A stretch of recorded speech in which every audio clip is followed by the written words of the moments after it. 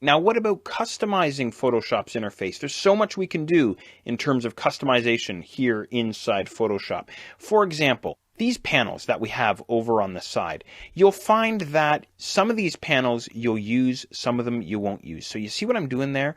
What I can do is I can grab these little tabs here, right where it says channels, for example, or right where it says paths, and I can actually tear these guys away. If I'm going to use paths, for example, right now he's empty, but I could position him more into a comfortable space on my screen. Or maybe my channels, I could do the same thing, tear them right away from that interface over on the right and drop them where I want. Or what I could do is I could take some panels and I can drag them into other panels. See the little blue frame that appears around the layers there? That tells me that if I let go of my mouse here, that's going to drop that panel inside the layers panel there. Now look at this big brushes is in my way there. I'm going to close him out.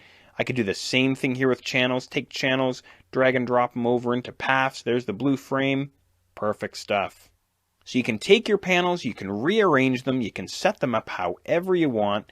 Character and paragraph seem to be a good fit for one another, so maybe I'll tuck them over this way, that sort of thing. I can even take some of my panels if I wish. I can move them around just by dragging on this black bar at the top, by the way. Not on the tabs, because that's going to tear this guy away, right? Make sure you're dragging on this gray bar here. Or, of course, you can stack them just like that if you're not too careful. Let's pull that guy back. There we go.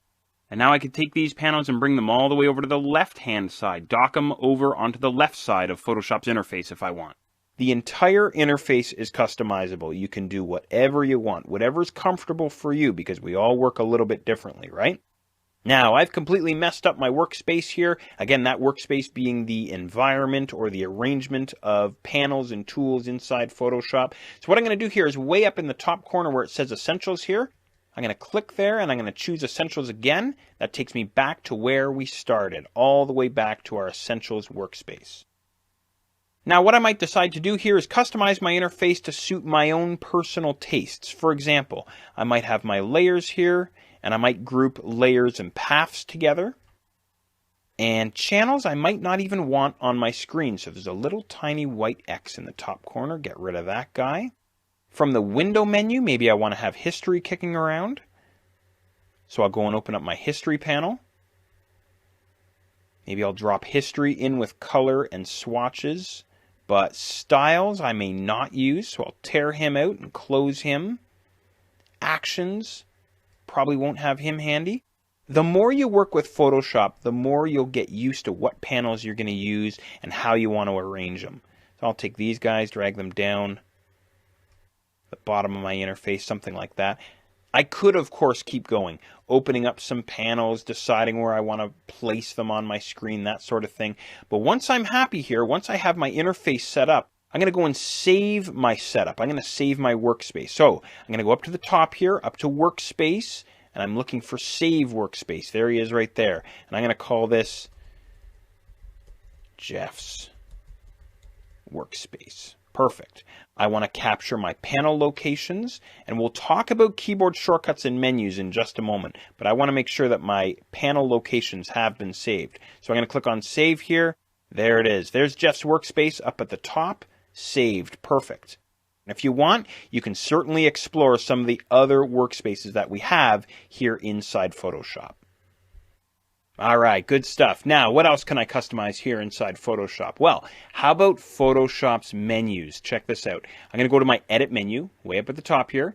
And I'm looking for Menus, which is way down at the bottom here. So, Edit Menus. Now, inside this dialog box, I can customize the menus. I can literally turn on and shut off whatever commands I want inside Photoshop's menus. It's very, very cool stuff. So if there's some commands in here that I find I don't use very often, I can declutter Photoshop's menus very, very easily. So here's the example I'm going to show you. I'm going to pop open File here, and there's a command in here that I'm looking for called Device Central. Now, this is just my quick example here. You may want to check out Device Central. It's very cool. But here it is. There's Device Central. I'm going to turn off the eyeball for Device Central. My other example that I'm going to show you here is Close All. So I'm going to turn off the eyeball for Close All. Now, keep that in the back of your mind. I'm going to collapse the File menu. Here's something else I can do in terms of customizing the menus. I can colorize or highlight some of the menu commands inside Photoshop, maybe to remind myself that I want to keep using those commands, or maybe those commands are my favorite. Who knows? So check this out. I'm going to go to Image, and I'm going to scroll down, looking for adjustments. It's levels that I'm after. And I want to give this guy a color. I'm going to click on None here, and I'm going to colorize him red. And Curves is my other guy. There he is right there. I'm going to make this guy green. Good stuff. All right, so I'm going to click on OK here. Now check this out. I'm going to go to my File menu first. Remember, I turned off some commands. Close All is gone, and Device Central is gone as well. Removed. But see here, way down at the bottom, Show All Menu Items. Click on that guy. There's Close All. There's Device Central.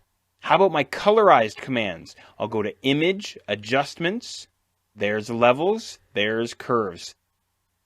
Now, how do I get out of all this? How do I go back to Photoshop's default menus? Very, very easy. I'm going to go back to Edit, all the way down to Menus.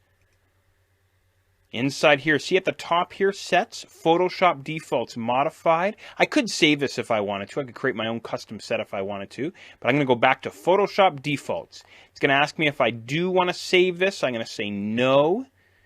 Click on OK. Takes me all the way back to where we started, our default menu commands. There's my Device Central and my Close All. Image, Adjustments, they're back to normal, no colorization there. There you go. So there's a quick way to customize Photoshop's menus. How about Photoshop's keyboard shortcuts? No problem. Once again to the Edit menu, all the way down towards the bottom here, Keyboard Shortcuts. I come into a very similar dialog box. Now I can customize Photoshop's keyboard shortcuts. So here's the one I'm going to show you. I'm going to pop open File, and I'm going to scroll down here. The one that I'm after is Save As. That's a shortcut that I never ever use. Shift Control S, or really Control Shift S. On the Mac, it would be Command Shift S. Anyway, I don't want to use that guy anymore. So I'm going to click on Delete Shortcut. That removes that command. What's weird is that Save As you can see here, actually has two keyboard shortcuts, which is very bizarre.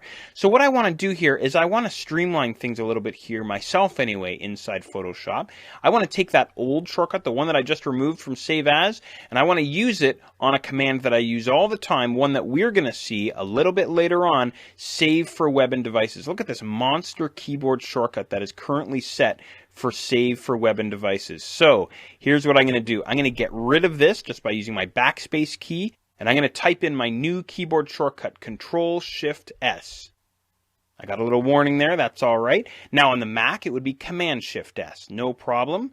I'll click on Add Shortcut. There it is. Perfect. It's locked in there. So I'm going to click on OK. Now I'll go to my File menu.